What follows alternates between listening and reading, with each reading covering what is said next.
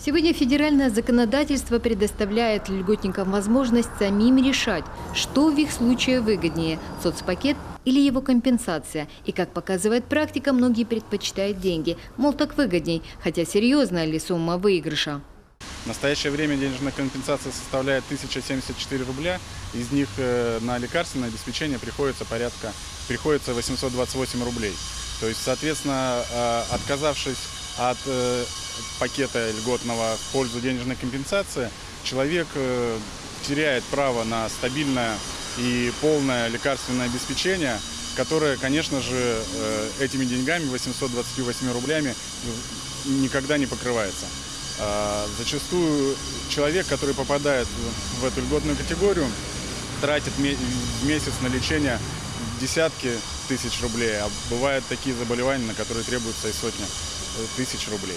От соцпакета чаще отказываются те, от кого тяжелая болезнь отступила. Стало быть, чувствуют они себя лучше. И вроде бы препараты не нужны. Но, по словам медиков, достаточно примеров, когда недуг провоцирует сопутствующие болячки. Тогда пациенты приходят к врачам и просят снова вернуть право на лекарства. По принципу страхового случая, тот, кто не отказался от соцпакета, он сразу, как только такая потребность возникла, сразу может получать лекарственные препараты за любую сумму, сколько бы они ни стоили.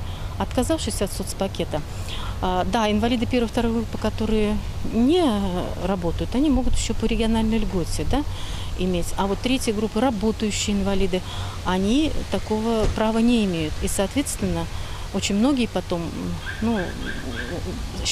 понимают, что они прогадали, начинают обращаться во все инстанции: верните нам соцпакет, мы не можем купить себе лекарственные препараты. Увы, сделать это можно только один раз в год, до 1 октября.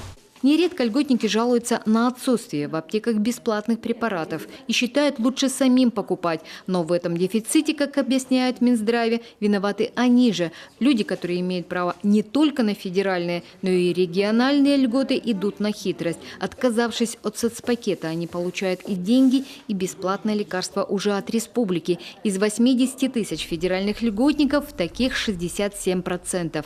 Таким образом, повышенная нагрузка падает на республиканский бюджет, задерживается проведение государственных контрактов, увеличивается очередность на лекарственные препараты и задержка обеспечения лекарственными препаратами региональных льготников, количество отсроченных рецептов, находящихся в аптеке.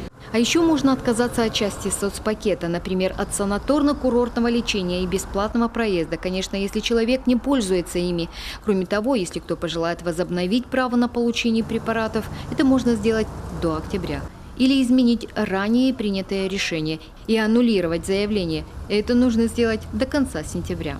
Елена Кононова, Павел Люлянмин, телеканал Юрган.